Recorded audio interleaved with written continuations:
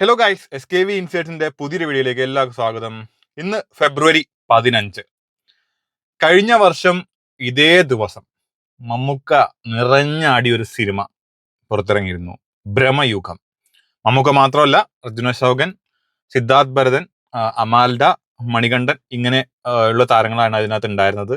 ഗംഭീര ഒരു കിടിലൻ എക്സ്പീരിയൻസ് തന്നെയായിരുന്നു. നമുക്ക് ഒരുപാട് നാളിന് ശേഷം, എനിക്കൊന്ന് റോഷാക്ക് മുന്നേ ചെയ്തിട്ടുണ്ട് എങ്കിൽ പോലും അതിലും കൊടൂര വില്ലനായിട്ട് അവതരിപ്പിച്ചിരുന്ന ഒരു ക്യാരക്ടറായിരുന്നു അദ്ദേഹത്തിൽ. ഒരു ചാത്തന്റെ റോളിൽ വന്നിരിക്കുന്ന ഒരു സിനിമയായിരുന്നു ഭ്രമയുഗം. എനിക്ക് വളരെ പേഴ്സണലി വളരെയധികം ഭയങ്കരമായിട്ട് ഇഷ്ടപ്പെട്ട ഒരു സിനിമയാണ് കഴിഞ്ഞ വർഷം ഇറങ്ങിയ സിനിമകളിൽ.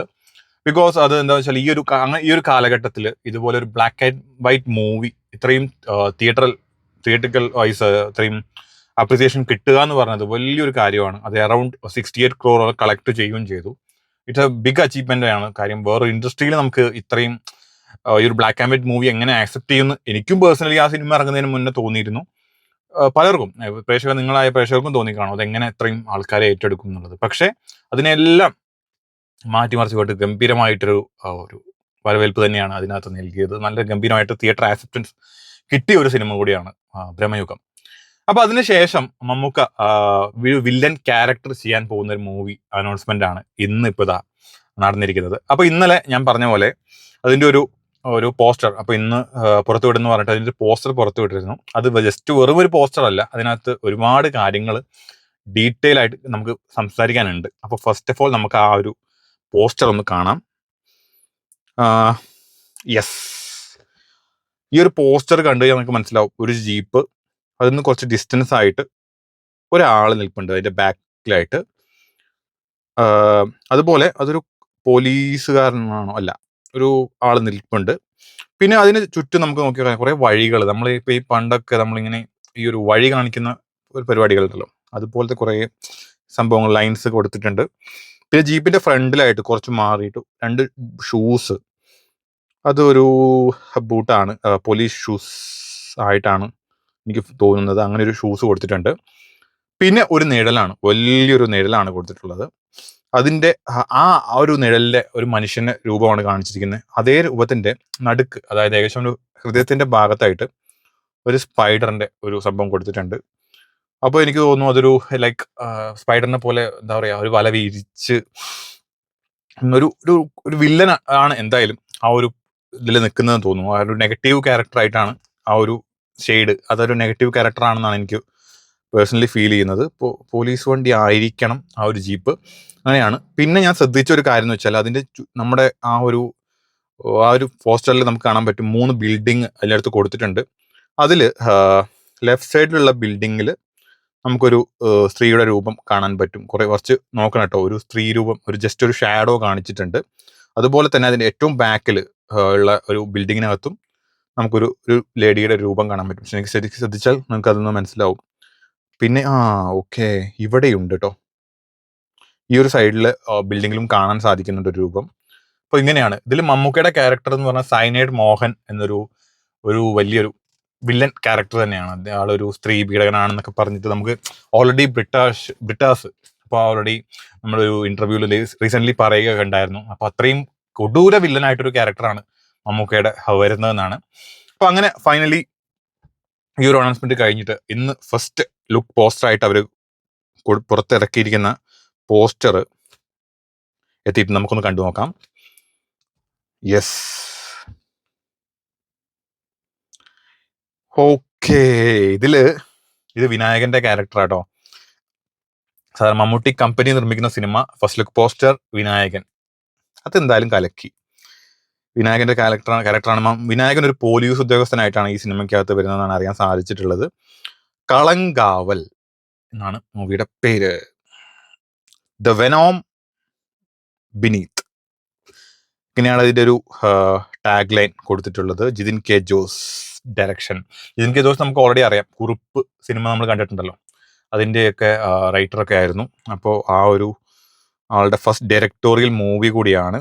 എന്തായാലും കൊള്ളാടി, കിട്ടില്ലൻ. കളം കാവൽ എന്ന് പറഞ്ഞാൽ തമിഴ് വേർഡാണ്.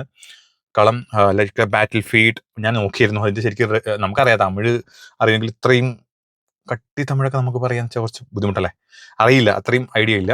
ബട്ട് കളങ്കാവൽ ഞാൻ ജസ്റ്റ് ഒന്ന് സെർച്ച് ചെയ്ത് കഴിഞ്ഞപ്പോൾ എനിക്ക് മനസ്സിലായത് കളം just like A battle field, കാവൽ ഗാർഡിയൻ, അതായത് ഒരു യുദ്ധഭൂമിയെ സംരക്ഷിക്കുന്ന ഒരാള്, അങ്ങനത്തെ ഒരു മീനിങ് ആണെന്ന് തോന്നുന്നു.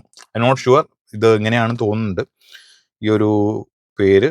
എന്തായാലും കിഡിലനായിട്ടുണ്ട്, നല്ലൊരു ഫസ്റ്റ് ലുക്ക് പോസ്റ്ററാണ്. നമ്മൾ ആക്ച്വലി പ്രതീക്ഷിക്കുക മമ്മൂക്കയുടെ ആ ഒരു ഫസ്റ്റ് ലുക്ക് പോസ്റ്ററാണ്, ബട്ട് ഇതിൽ ഫസ്റ്റ് ലുക്ക് പോസ്റ്ററായിട്ട് വന്നിട്ടുള്ളത് വിനായകന്റെ ആണ്. കുറച്ച് തൊട്ട് പുറകെ തന്നെ മമ്മൂക്കയുടെ പോസ്റ്ററും എത്തിയിട്ടുണ്ട്, ഞാൻ കാണിച്ചുതരാം. വാവ്, എന്റെ മോനെ, കിഡിലൻ. ഇത് കൊടൂര വില്ലൻ എന്ന് പറഞ്ഞു കഴിഞ്ഞാൽ നമുക്ക് ഇപ്പോൾ കണ്ടു കഴിഞ്ഞാൽ ആളുടെ എക്സ്പ്രഷൻ, ഈ ഒരു ലുക്ക് കണ്ടാൽ തന്നെ അറിയാം എന്തായാലും ആളൊരു വില്ലൻ തന്നെയാണ്. അപ്പൊ നമ്മൾ നേരത്തെ കണ്ട ആ നിഴലുണ്ടല്ലോ, ഇന്നലെ പുറത്തുവിട്ട ആ പോസ്റ്റിൽ കണ്ട നിഴല്, മിക്കവാറും അത് മമ്മൂക്കയുടെ ആ ഒരു നിഴല് തന്നെയായിരിക്കും. ആളുടെ കൊള്ളാം, അടിപൊളിയായിട്ടുണ്ട് കേട്ടോ. ഒരു സിഗരറ്റൊക്കെ അടിച്ച് പിടിച്ച് കാരണം അദ്ദേഹത്തെ എന്ന് പറഞ്ഞു കഴിഞ്ഞാൽ റീസെന്റ് ഇപ്പൊ ബ്രഹ്മയുഗം ചെയ്തു, അതിന് മുന്നേ ലൂക്ക് ആന്റണി എന്നുള്ള റോള് നമ്മുടെ റോഷാക്കിൽ ചെയ്തു.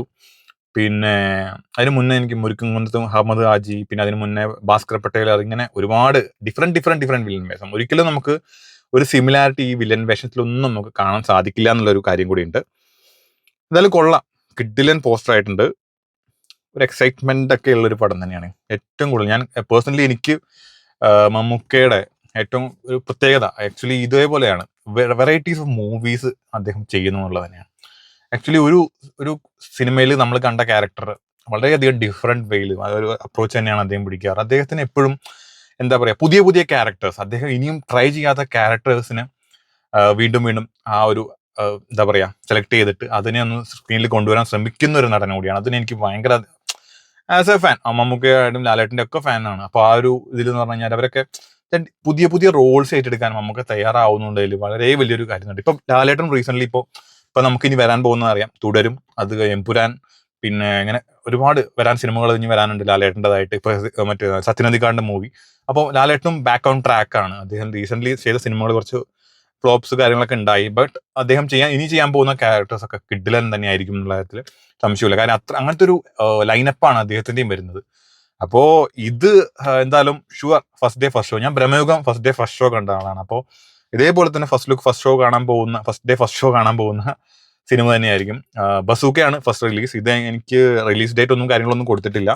എനിവേ എന്തായാലും ഒരു ജൂണിന് മുൻപ് തന്നെ ഇത് റിലീസ് ആവും എന്നൊരു പ്രതീക്ഷയുണ്ട്. അപ്പൊ കൂടുതൽ അപ്ഡേറ്റ്സ്, ഇനി ടീസർ വരണം, അതിന്റെ പുറകെ ട്രെയിലർ വരും, അങ്ങനെ കൂടുതൽ അപ്ഡേറ്റ്സുകൾ എന്തായാലും കിട്ടി. എന്തായാലും ഒരു വന്ന സാധനം ഒരു ഐറ്റം ലെവൽ സൈറ്റ് തന്നെ കേട്ടോ, ഒന്നും പറയാനില്ല, ഗംഭീരമായിട്ടുണ്ട്. അപ്പൊ ഇനി ടീസർ വരട്ടെ, ബാക്കി അപ്പൊ നോക്കാം അല്ലേ. അപ്പോൾ ഇതൊക്കെയാണ് ഈ ഒരു സിനിമയെ പറ്റിയിട്ടുള്ള അപ്ഡേറ്റ്സ് ഇപ്പൊ പുറത്തു വന്നിട്ടുള്ളത്. ബാക്കിയുള്ള അപ്ഡേറ്റ്സുമായിട്ട് ഞാൻ നിങ്ങളുടെ മുന്നിൽ എത്തുന്നതായിരിക്കും. Until then,